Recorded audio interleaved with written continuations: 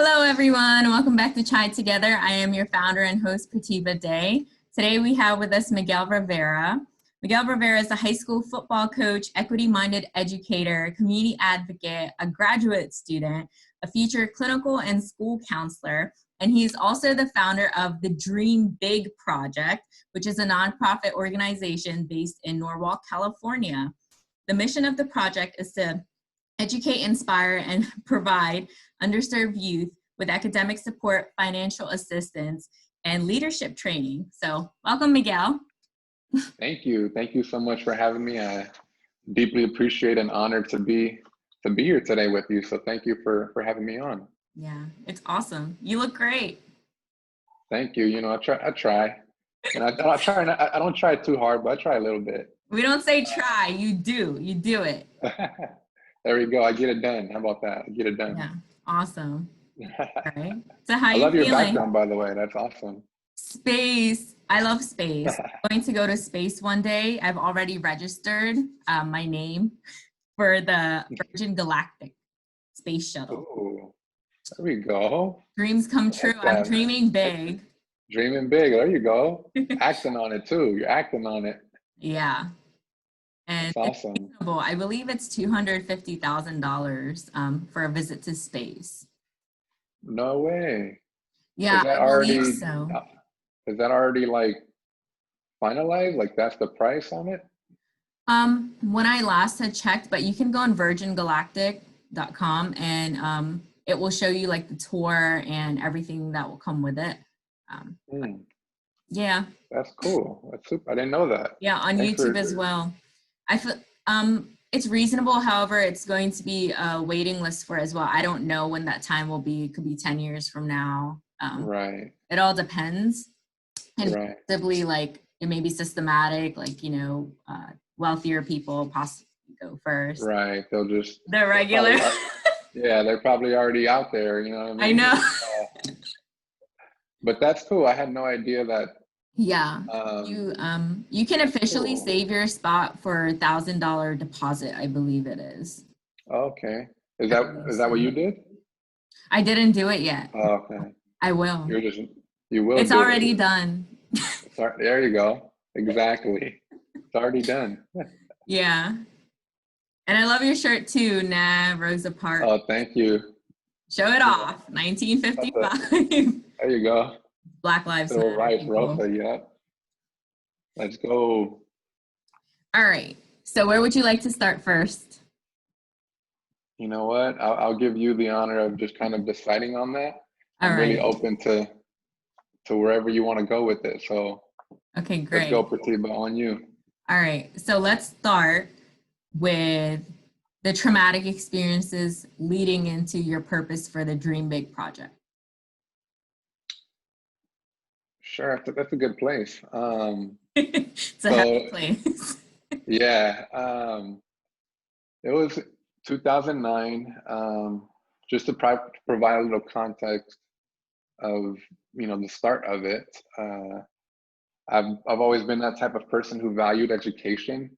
So just kind of going to college, being a first generation, low income, coming from that background, and higher education has always been something, or education in general, has always been something that's been valued within my family, within the culture, but it's always been something we really didn't understand or have access to because of certain barriers.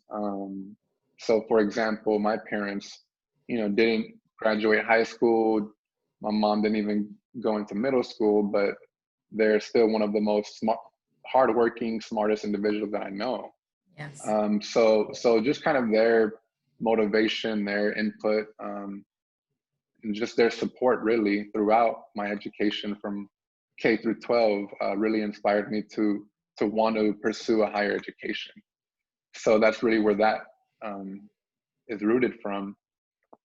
So after my high school graduation, I had got admitted to basically my dream university, which was UC Santa Barbara.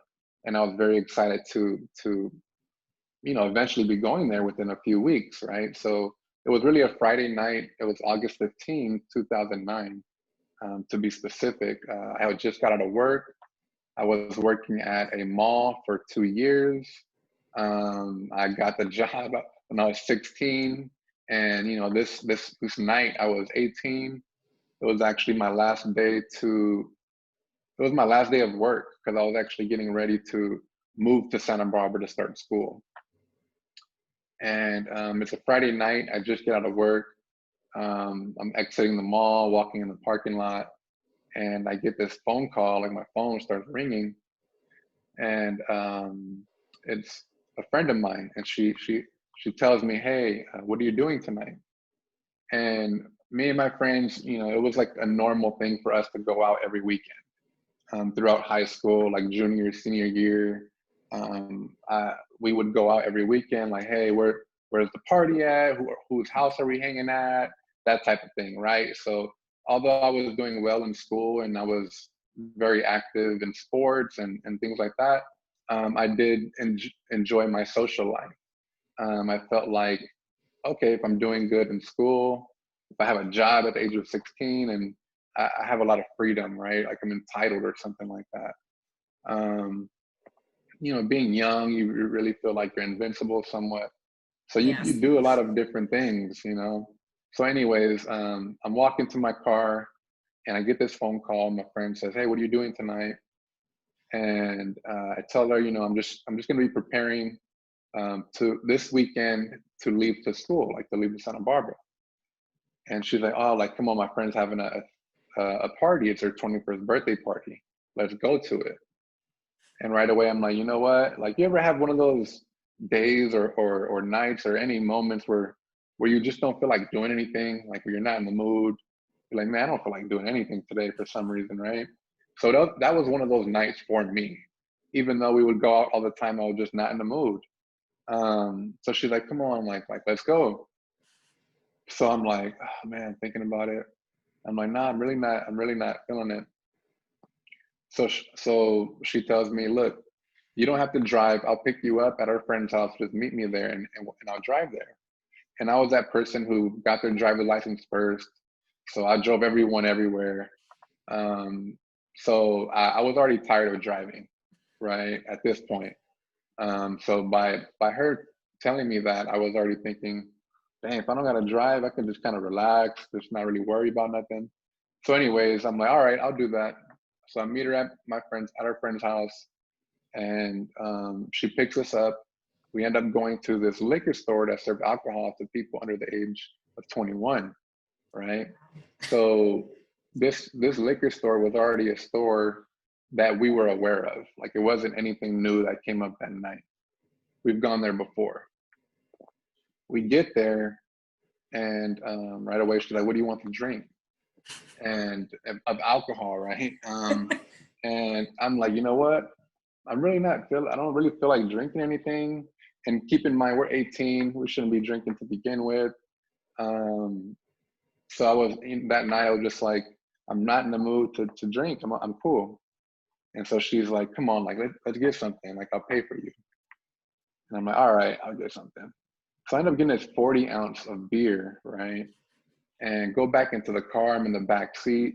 I start drinking this beer. About midway through, it just starts tasting very like disgusting to me. Like, man, this is nasty.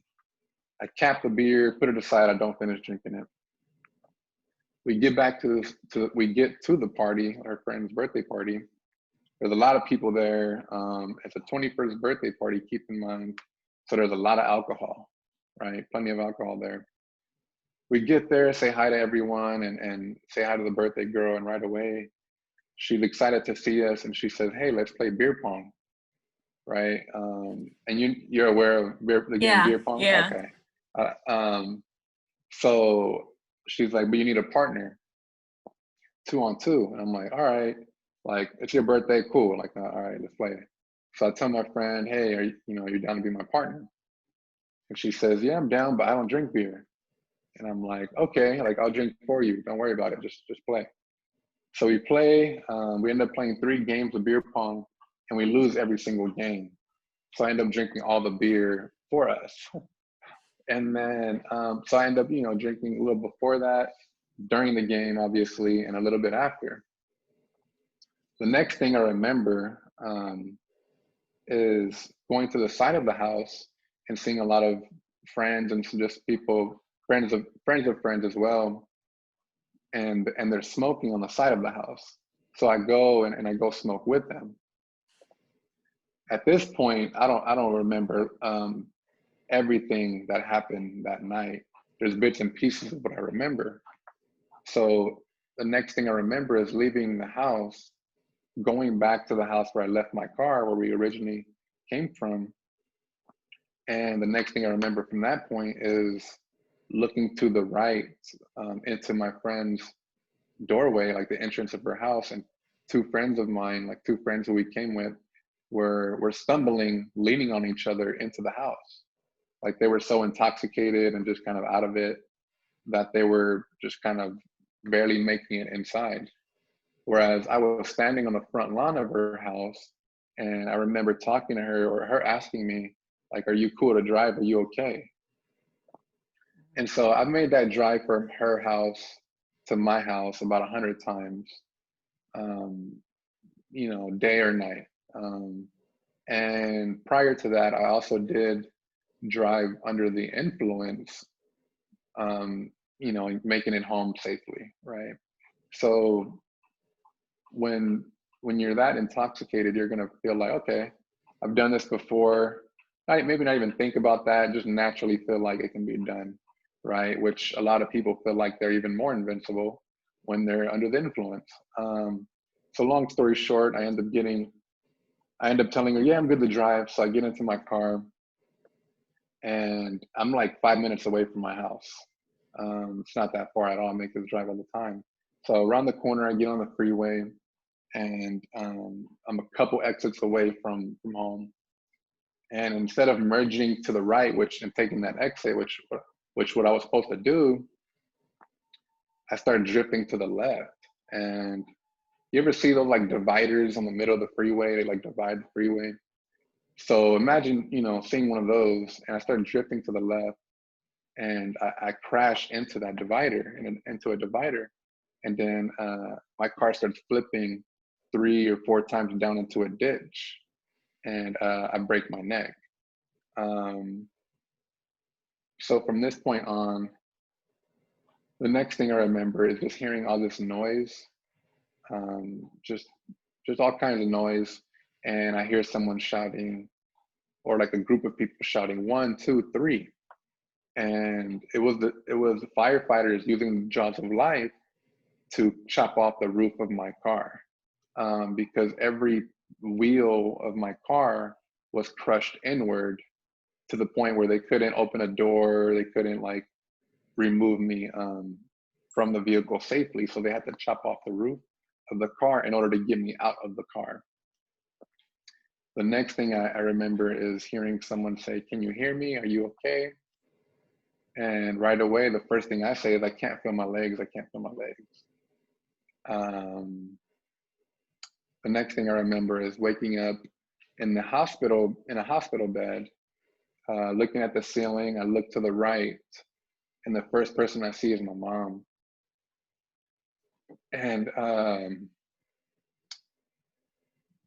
And she's crying. And I remember making eye contact with her, and she starts to smile. And right away, looking back, she was smiling because I was alive, right? Like I was there. The next thing that happened, the doctor walks in, and he says, "Miguel, I'm sorry to be the one to tell you this. You were in a car accident. You broke your neck. You're a C6 quadriplegic. You'll no longer be able to walk again." Like he just kind of breaks it down like that, like boom, boom, boom, kind of walks out the room after that. And I was just like, what? So I'm 18 years old, laying in the hospital bed, and just thinking like right away, or all these thoughts just come rushing into my head. And really the main thing is just kind of, I remember the thought of like, my life is over. Why did I have to survive that accident? Like that was really the main point. For the next from that point on, it was really just like questioning everyone and everything, blaming others. For the next 2 years, it was just being depressed and having maybe even suicidal thoughts, not seeking help, never wanting to go into a vehicle again, not leaving, not wanting to leave home. Just that was my life for the next 2 years. And that's kind of where that was the traumatic experience for me. And so, yeah, that's kind of where it all started, really, to be honest. And that's ultimately so going through those, those 2 years or however long it really was, 2 to 3 years, towards the end of that time, it was just a lot of reflection, a lot of hearing stories, having conversations, a lot of reflection again. And it kind of got to the point where one night, I had a lot of good people around me. And that's when I really realized like who my friends were and who weren't my friends. And it wasn't necessarily quantity, it was more quality. And that reminds me of what Les says, OQP, you know what I mean? Yes. So that stands out a lot to me when he first mentioned that. It was just like, yeah, like 1,000%, So that's kind of what I started learning about OQP during that time. And so that really ultimately, it came down to it really came down to me, right? It was Yeah. no one else. It was no one else's fault. It really came down to my decisions. Right. It really came down to, okay, so you survived that, Miguel. Like, you have a purpose. There's a reason why you made it through that. That's not something that 100% of people make it through. Your brain is okay. I remember that stands out to me because my older brother, one of the first things he had asked one of the nurses in the hospital that night was, how's his brain? And they're like, his head is okay. Like his brain is good. Yeah. So he was like, okay, like that's good. Yes. I didn't really understand that at first, but yeah. So yeah, a lot of going through that, and toward the end of that, a lot of reflection, really understanding the reality of a lot and my purpose and why I'm here. So at that point, I was like, okay, so what are you gonna do now? Like, what are you gonna do? Are you gonna just kind of, is this it? Like, are you just gonna be home and just live this life of misery? At least for me, that's what it was feeling like. And me being the person who I am, my natural response to that is like, hell no, like no, like I'm not. That's not who I am. I'm not gonna just. I'm not just gonna be chilling at home all day. Like, no, it's not. Yeah. That's not who I am. So right when that was clear to me, when I responded to myself in that way, everything kind of clicked. Like, oh, like that's not who you are. Like you have this. You're 18 years old. You have so much life to live, and so that's when I started looking into going back to school, enrolled into community college, right? Even though my mind oftentimes would tell me, you can't go back to school. Like, how are you going to do that? Like, how are you going to physically get through the community college environment? Like, there were just so many barriers, physical barriers, mental barriers, just processing all of that and not understanding who I was, like not really being able to identify, with people or anything, or just not having a full understanding was I think was the scariest part of everything. So I definitely felt alone for a period of time. And even though I felt that, even though those thoughts did come up once in a while, I knew that those were just stories in my being made up in my mind. And I knew that, I knew I had a purpose. I knew that what I wanted. I knew that I was passionate about education. I knew that I wasn't going to let barriers kind of just hold me down. I've never been that type of person to, to just quit and just kind of, that's it. Like, that's never been who, I played sports my entire life. Yeah. So I'm naturally, as someone who's involved in sports, for me, it's just like, yo, teamwork makes the dream work. And let's, if we're down 50 points, we're about to go all out and make a comeback. You know what I mean? Like, Which I sport did just, you play in school? I played football, Yeah. baseball, and basketball. Just growing up. Once I reached high school, I just stuck to football at that point. That's when I was just Yeah. really like, oh, high school is where it's at. Like, that's where you don't have to worry about how much you weigh, because I struggled with weight growing up. Mhm. So playing Pop Warner football was like, oh, you got to lose weight. You got to lose Oh. weight if you want to play. So me being a little, me like, because there was weight limits, right? Like Yeah. age limits, weight limits. So I was like, man, I love food too much.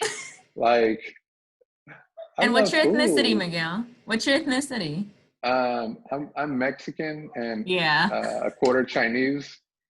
So hence the Wong. I don't know if you've seen Yeah, the the Wong Wong one. I was gonna Rivera. ask you about that. Right. So my mom is half Chinese. Wow. Her dad, my grandfather, was full Chinese from Hong Kong and immigrated to Mexico, where he met my grandmother, my mom's mom.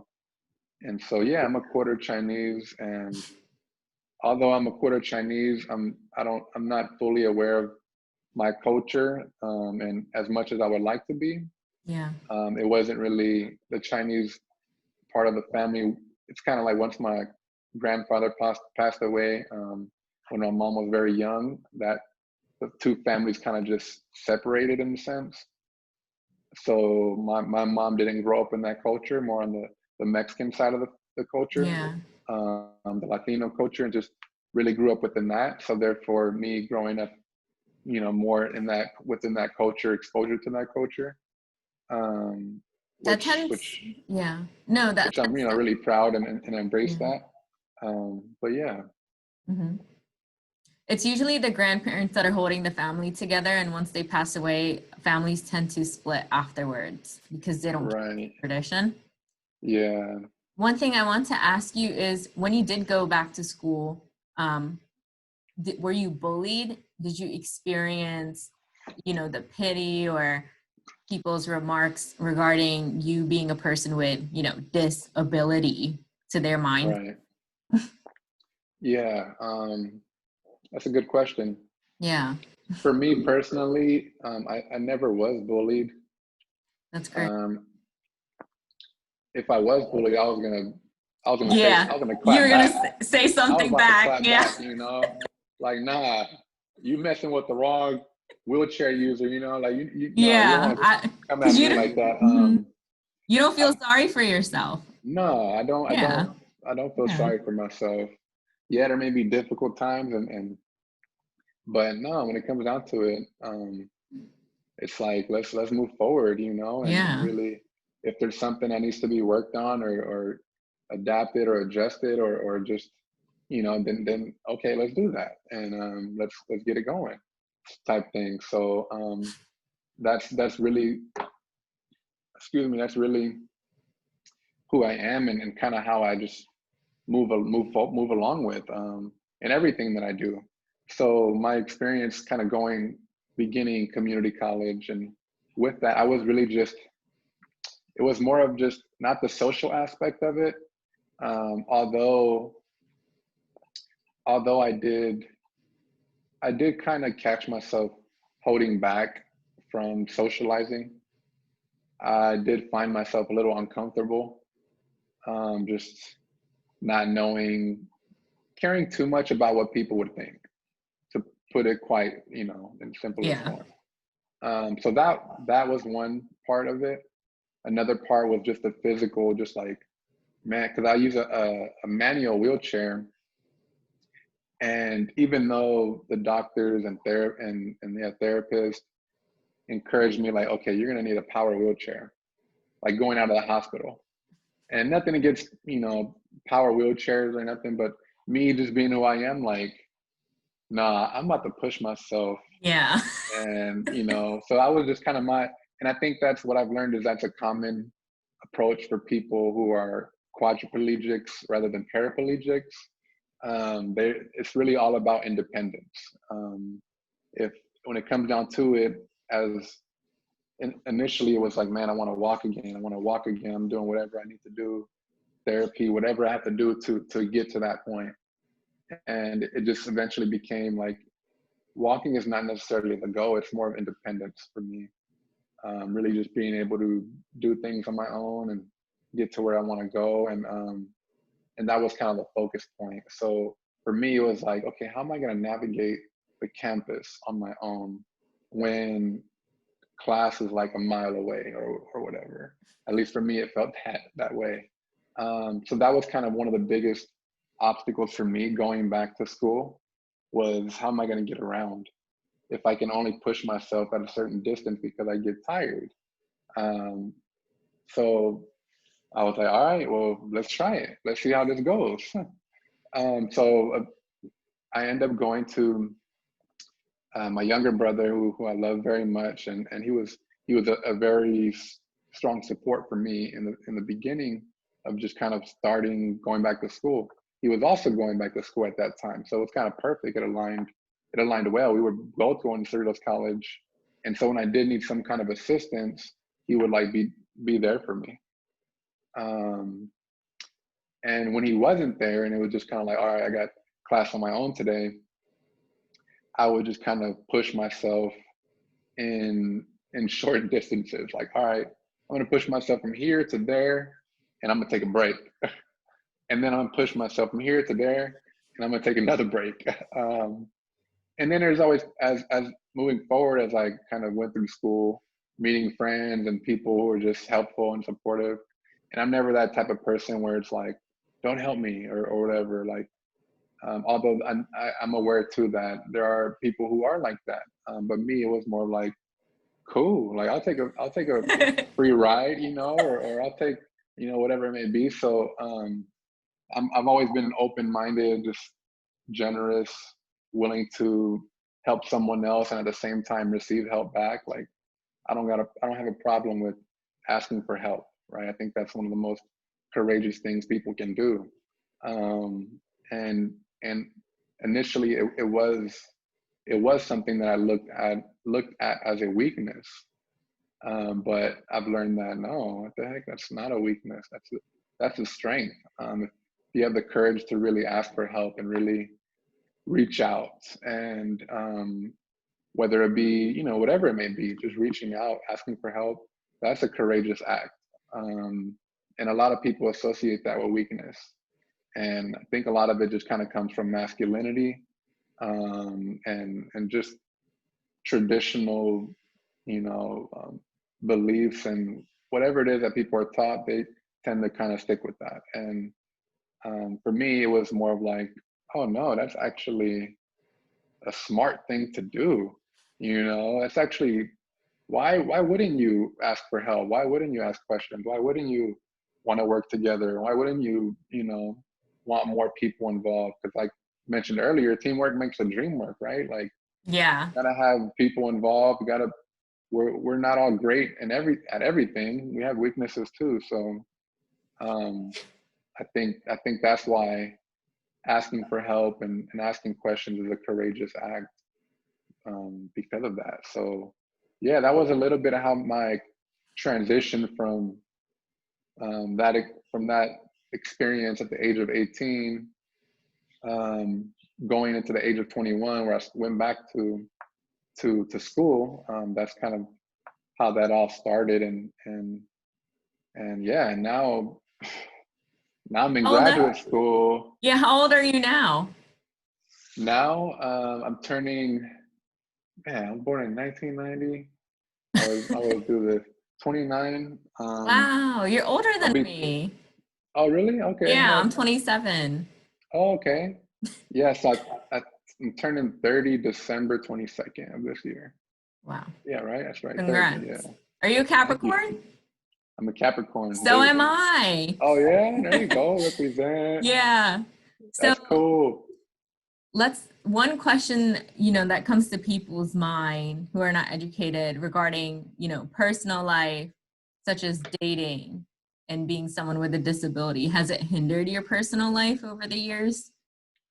As far as just like going into dating and Yeah, wanting to date dating. someone, Hmm. um, Have you stopped yourself from doing so at a time? when not really, Hmm. but it's always been. I've always felt like I've held people back, like in a relationship. Like there was always those moments where, um, like I can't do this, so I can't show you the love that I want to show you, in a Oh, sense, right? yeah. Um, so that like me wanting to do kind of go back to my old able-bodied self and open doors and do those nice things, that all those little things that kind of stand out. That that's just kind of who I was and what I would always do. So those little acts, those little interactions, in a sense of going on dates, going out, like picking you up, doing all kinds of things. Mhm. Like those were no longer within my ability to do physically. So that was just like very painful for me. It was just like, man, like then it kind of got to the point where, and this is the beginning of my injury and kind of like slowly moving forward. Like it was more of like, oh man, is my girlfriend now like my caregiver or something? Like, so it was kind of, I didn't really like that. I felt very weak and powerless. If that, it just felt like I wasn't contributing to the relationship. Like I felt like, man, I feel bad that you're doing everything and I'm not doing anything to really, at least I feel like I'm not doing anything. Um, so that was something that stood out to me right away. When I got injured, I was in a relationship. Didn't last too long after that. Um, then I was in another relationship that was for a few years and eventually didn't work out. And then now I'm in a relationship and it's been awesome. I'm no longer worried about, oh, I'm not doing enough for you, or Yeah. no, what the hell, like nah. Um, Do you feel like you so hold your girlfriend back now? do I feel like I hold her back now? Yeah, No, that's really great. but Hmm. but I feel like we connect very well. We love each other very much. We have a lot in common. Um, we do have very like big dreams. We do have large ambitions, Yeah. right? We align our values and what we want to do, the work we're in, and our passion a lot. It's all like kind of similar. It is similar Hmm. within youth, right? Just really making a difference. Yeah. But there are some little things that we may not have the same point of view on, and which is totally normal and okay. Um, so yeah, every now and then there's like some disagreements on things, but I think That's normal. that's Yeah. normal. Yeah. So But talk. but yeah, Yeah. so just to kind of end on that note, now it's awesome. There's no holding anyone back or Yeah. feel Did you like I'm not ever doing enough. go to invest in couples therapy or therapy at all as a resource? Couples therapy, no. No. No. Individual, like one-on-one for myself, for sure. Yeah. Not immediately, Hmm. but eventually. It actually didn't start going until I started going to school because I was a service that was provided within tuition. So I was like, man, paying tuition, might as well hop all over this. Yeah. You know what I mean? Like, what? I do the same. Yeah. Yeah, like that's one thing that I tell students, like, who are applying to universities and colleges out of high school. Like, you're gonna be paying this tuition, or even if you get financial aid for it, it's still being paid for. Take advantage of those resources that are on campus. Wow. Even though you feel like you may not need it, or just expose yourself to them, because they're very helpful. They make a huge Mhm. difference, and whether you need it or not, down the road, you can see how effective they are, whatever it may be, right? So yeah, I think that's when I started exploring therapy and services, health service, mental health services, was within the college setting. And I think that's because I was comfortable in that setting, Mhm. and I felt safe there. I felt Yes. like it was, and I felt like, okay, let me check this out. Let me roll up in here and be like, hey, what do I gotta do? What do I gotta do Too to make an funny. appointment? You Talk know? about your dream big project. Yeah. Yeah. Let's get into that. So my story, right? What I just kind of Mhm. just brought up, that really inspired me to turn a negative into a positive. And going through the college process, learning more about myself, more about the disability community, more about the, just different forms of oppression and domination within the U.S. and on the global level. Just learning about the different waves of feminism. Just learning a lot about of a lot, right? So going through that with my experience and going through the college, there was a lot of things started to connect. A lot of things started to make sense for me. I started to be able to identify myself with just with different groups, and just kind of learn more about who I am as a person. So combination of those things during my junior year in undergrad at Cal State Dominguez Hills, go Toros. Um, um, my junior year there, that's when I really started to think. And by this time, I had got invited to give some like youth outreach speeches, Wow. public speaking. I started getting Wow. invited to like local high schools. Even the high school that I graduated from was actually the first speech that I gave, Congrats. after everything. It was like, and it was, just kind of not to navigate away from the question, Yeah. but I think it does provide some context.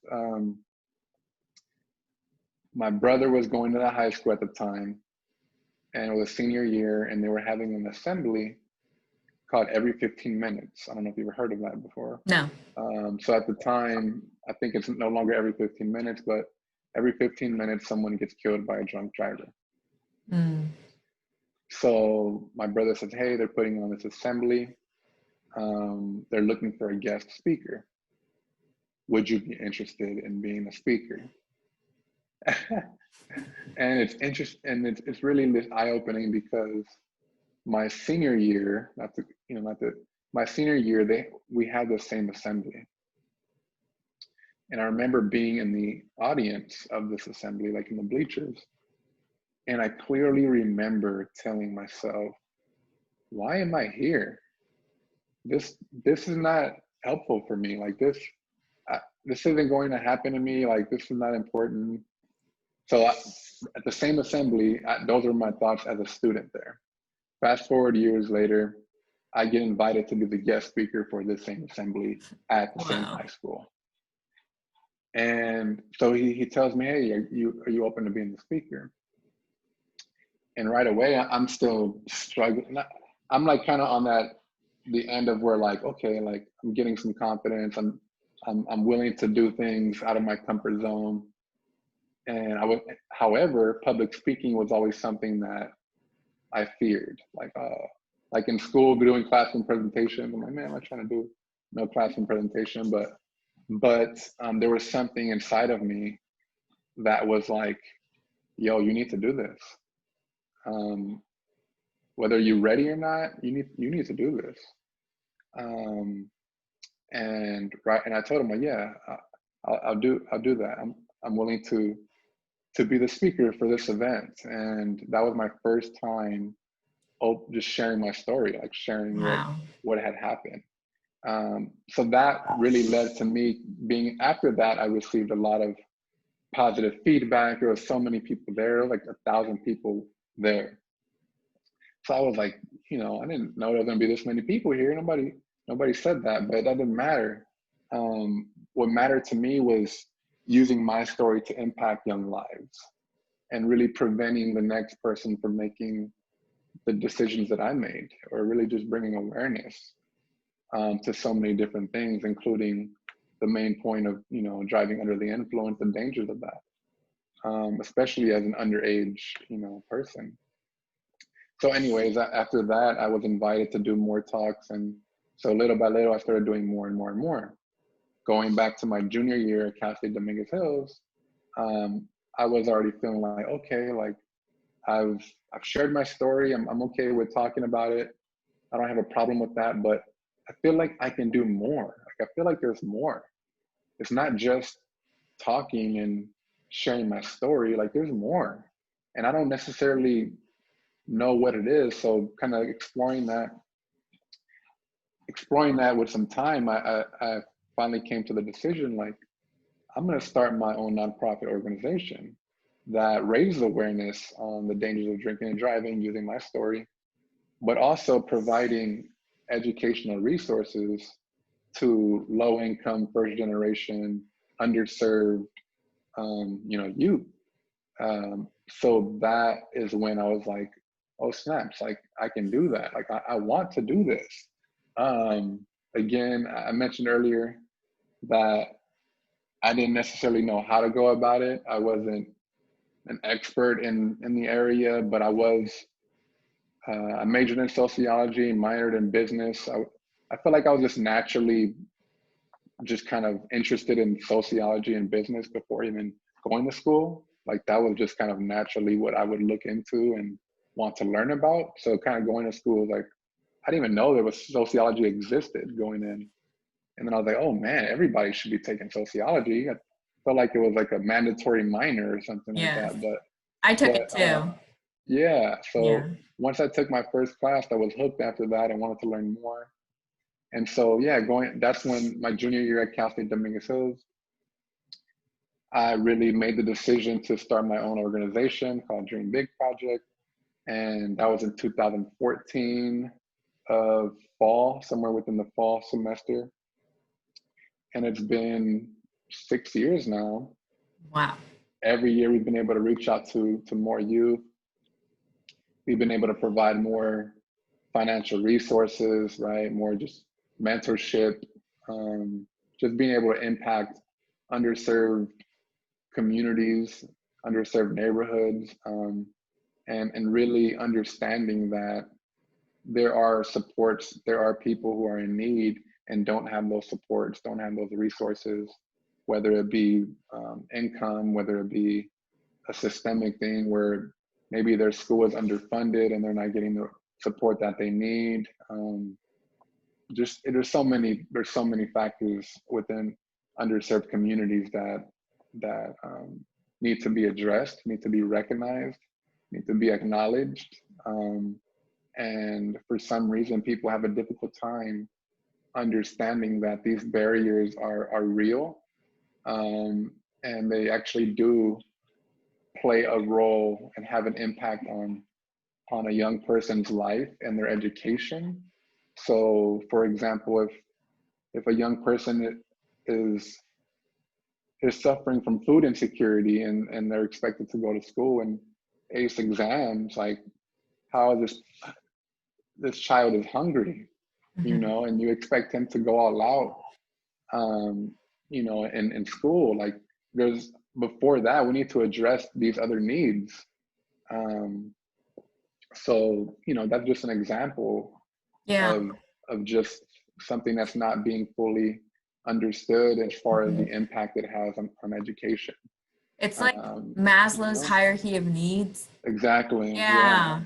You need the base first. Yep. You got to go from the bottom up. And And I wish people, and so Maslow is on point with that for sure. Yeah. He's definitely on point with that. And I think, Wow. you know, at least his diagram of the hierarchy of needs to be plastered on every wall in every school. You know what I mean? Like, just as a reminder, like, look, you don't even Yeah. know what this is. Just look at this, you know, and think about it for a little bit. So those are basic needs that really make a humongous difference. And I think they're privileges, right? They're not something that we just kind of, everybody doesn't have them. And I think we forget about that. We tend to forget about that. So that's really a Dream Big project. We cater to that. We really want to cater to those needs because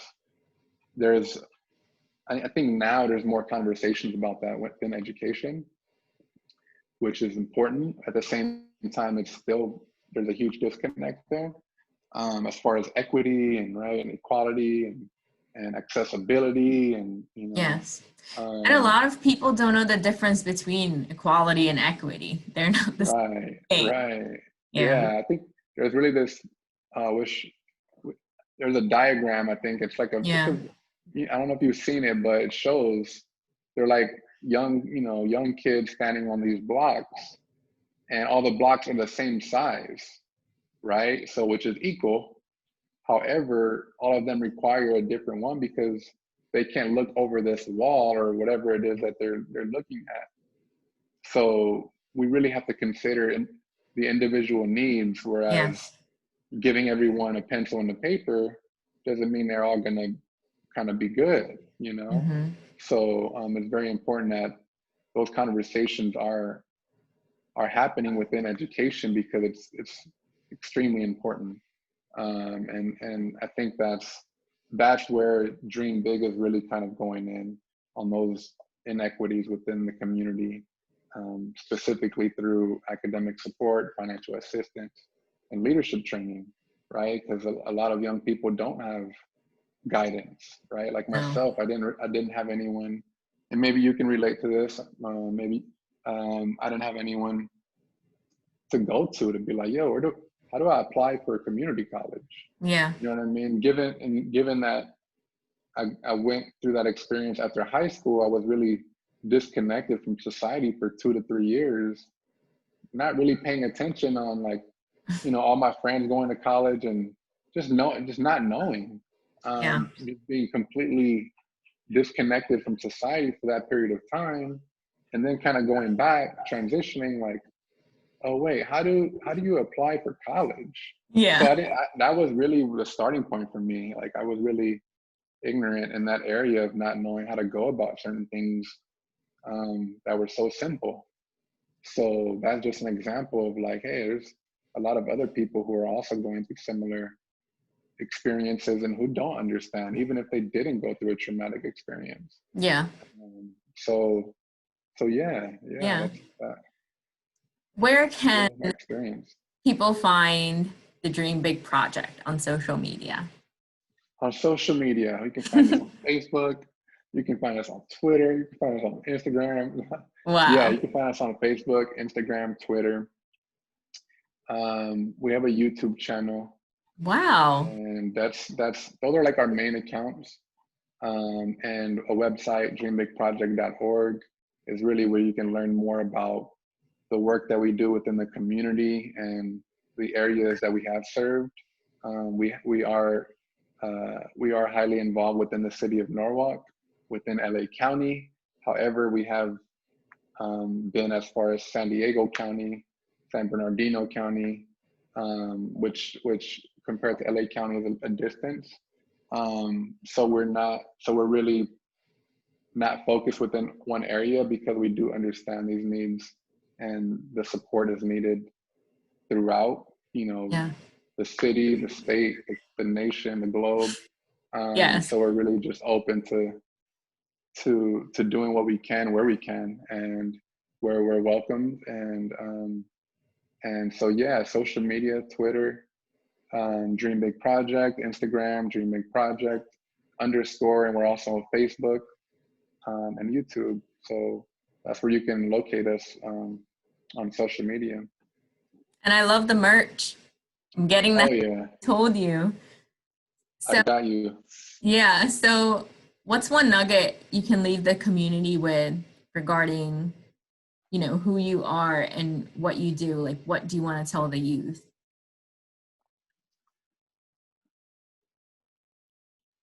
Um, Take your time. I feel like there's plenty that I want to say first off. Go ahead. So Yeah. so when it comes down to like identifying one thing, uh, that that's a process for me. But I would like to say that, you know, we all come from, we all have different experiences. We all have different backgrounds. Some similar, some completely different. But until we have those conversations with yourself, with people around you, people you care about, and maybe just complete strangers who are unaware of a lot of the things that you're aware of, and vice versa. Those conversations with yourself and those people are very valuable, very important, and can be uncomfortable for sure. But I want to encourage you to explore those areas and explore those uncomfortable zones that you may have created for yourself. I want to encourage you to explore that. I want to encourage you to ask questions. I want to encourage you to get comfortable with being uncomfortable, because as you move towards that, as you make those decisions, as you act in those courageous ways, you will start to see changes. You will start to the dots will start to connect. Things will start to come into place. So please do not let you know, any barriers that you may be experiencing, or the stories that you may be making up in your mind that may be holding you back, even though these all are maybe real experiences, right? Are definitely validated. However, it doesn't mean you have to stay there. You can move forward, you can overcome. It is possible, right? We all do have greatness within us, right? And as someone who once believed that my life was over, as someone who really wanted nothing to do with living again, and to where I'm at today, as far as pursuing my dreams, accomplishing goals, and never giving up, I do believe I'm a testimony to that. And I want to encourage young people to really go all out, dream big, take action, have faith in yourself. Because when it comes down to it, it comes down to the decisions you make, the actions that you take or don't take. And I think that's important. I think it's important to be aware that you are the author of your life story. You hold the pen. So you're able to write out your story, and you're able to really turn your dreams into a reality. So a combination of all of that, that's really the message that I want to give to young people and to people in general, really. Thank you, Miguel. You're incredible. Oh. And I know you're going full force with this project, and I'm with you on it. I appreciate you, Prativa. Thank you. Thanks for being on so Chai much. Together today. And the Oh yeah. opportunity Oh, yeah. and your time. I appreciate it. No problem. Thank you Thank for you. having me. Like I said, it's a great honor. And I appreciate you. Appreciate you having me on here. And I appreciate everyone who's going to watch this. Yes. Don't hesitate to reach out. Don't hesitate. Appreciate you guys. Thank you.